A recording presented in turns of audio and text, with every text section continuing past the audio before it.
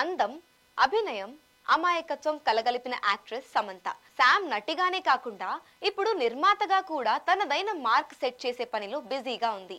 Production number 1 గా వస్తున్న ఈ సినిమా మంచి కంటెంట్ తో అభిమానులను అలరించనుందని శామ్ కాన్ఫిడెంట్ గా ఉంది. మరి సమంత స్టాంప్ వేసిన ఆ సినిమా విశేషాలేంటో చూసేద్దాం.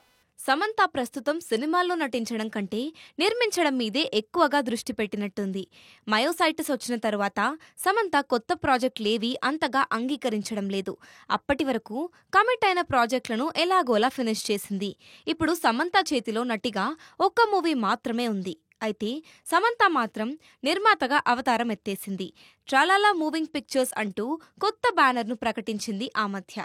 ఇప్పుడు ఆ ప్రాజెక్ట్ నుంచి ఫస్ట్ ప్రోడక్ట్ను బయటకు తీసుకురాబోతుంది. ప్రొడక్షన్ నంబర్ 1 గా శుభం అనే సినిమాను సమంత నిర్మించింది. దీనికి సంబంధించిన అప్డేట్ ఇచ్చింది సమంత.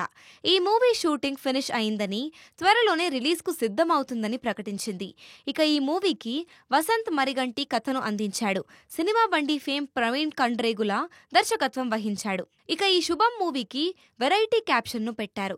చచ్చినా చూడాల్సిందే అని. ఈ వింత క్యాప్షన్తో సినిమా మీద అందరికీ ఆసక్తి పెరిగేలా ఉంది. మరి ఈ మూవీ సమ్మర్లో రిలీజ్ చేస్తారా, ఇంకా ఆలస్యం అవుతుందా అన్నది చూడాలి.